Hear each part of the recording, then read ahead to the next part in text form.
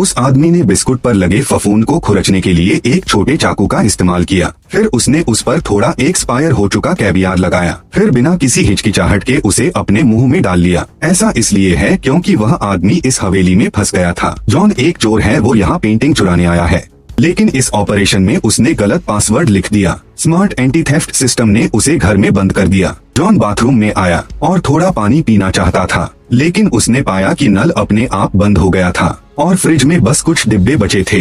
John को उसे बाहर निकालना पड़ा और मुश्किल से उससे निपटना पड़ा। पुलिस को फोन करने के अलावा कोई चारा नहीं था। अप्रत्याशित रूप से फोन पर कोई सिग्नल नहीं था। जब जॉन हताश थे, तभी अचानक उन्हें अपने सिर के ऊपर रोशनदान दिखाई दिया। शायद बचने की यही एकमात्र उम्मीद थी, इसलिए उन्होंने सारा फर्नीचर घसीटकर उठाया जो ऊपर उठाया जा सकता था। स्टूल पर से कपड़ा हटा दिया और फर्नीचर को एक साथ बांध दिया। वह पूरी रात व्यस्त रहा है।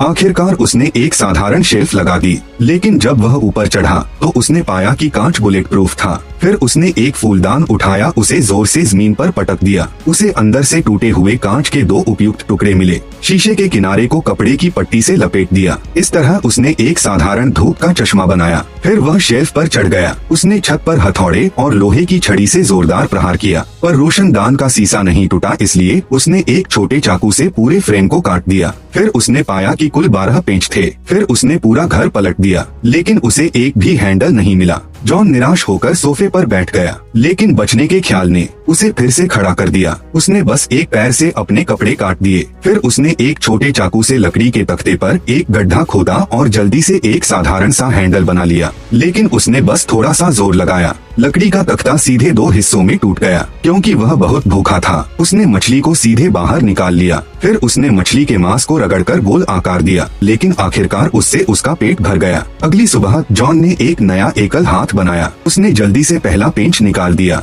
बचने के लिए उसने एक लोहे की मूर्ति का इस्तेमाल करके भंडारण कक्ष को खोला। उसमें कुछ कुत्ते का खाना और कुछ बोतलें थीं। अचानक पानी की आवाज आई। यह एक अस्थायी पानी देने वाली व्यवस्था निकली। वह आलस से पानी चूसने के लिए जमीन पर लेट गया। अब खाने पीने की समस्या हल हो गई थी। इसके बाद जॉन ने और जोर जोर से पेंच निकालने शुरू कर दिए। इसके बाद वो आजाद हो गया।